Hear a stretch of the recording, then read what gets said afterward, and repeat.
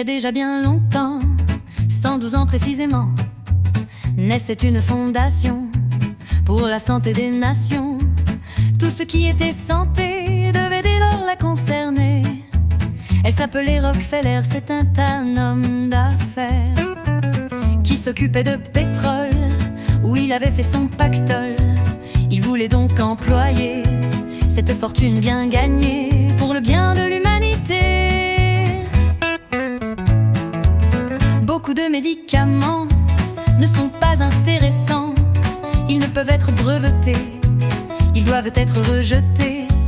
Avec la grippe espagnole, ils vont faire feu de tout bois et mettre la camisole à ceux qui vont s'opposer aux médicaments brevetés. Ils vont se faire un bon pactole. Après la Deuxième Guerre mondiale, l'Allemagne étant à poil, ils s'emparent sans coup férir, brevets risquant de dépérir. Des actions de IG Farben, ce fut vraiment une aubaine. Organisation mafieuse de la santé, on est fiers d'avoir inventé le crime en toute légalité. On a fait signer un traité qui nous donne l'impunité.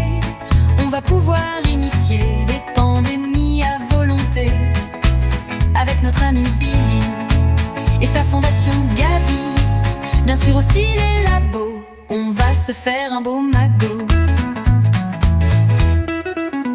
Les dirigeants allemands échappèrent au châtiment qu'ils méritaient assurément, car Rockefeller gentiment avait besoin de les garder pour qu'ils puissent diriger les usines toutes préservées. C'est ainsi que Quinca, l'OMS se constitua. Tout le monde y participa, labo, fondation, entreprise.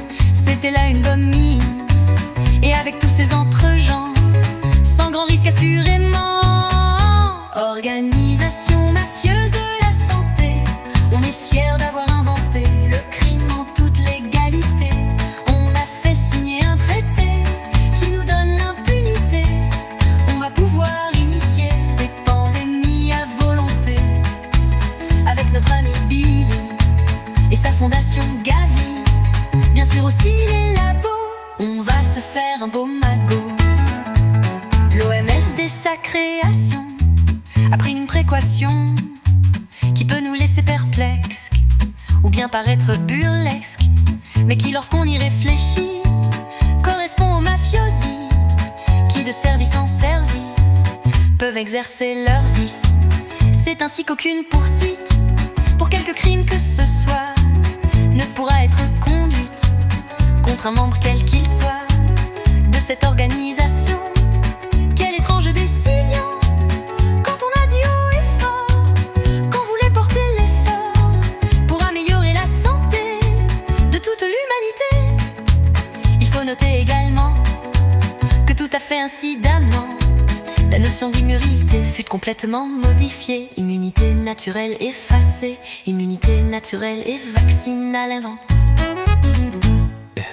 En fait, rien n'est caché, il faut vouloir s'informer.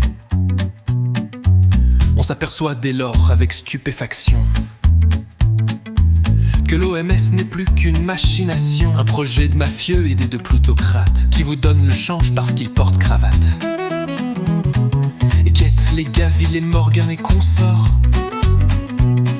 se sont toujours penchés sur elle et son sort, intimement liés à leur seul intérêt, intéressent la santé seulement par ricochet. Le vaccin est leur arme et ils vont le défendre. Vous pouvez être sûr, ils feront pique-pendre. Le traité pour l'instant a dû être amendé. Les États garderaient leur souveraineté. Il reste toutefois beaucoup d'ambiguïté. La méfiance est de mise, restons donc éveillés. Enfin n'oublions pas, c'est l'euro numérique qui sera employé comme outil diabolique, permettra d'imposer sans autre échappatoire cet immonde traité nous servant d'abattoir. Organisation mafieuse de la santé, on est fiers d'avoir inventé le crime en toute légalité. On a fait signer un traité qui nous donne l'impunité. On va pouvoir initier des pandémies à volonté. Avec notre ami Billy et sa fondation Gavi, bien sûr aussi les labos, on va se faire un beau magot. On va se faire un beau magot. Magot.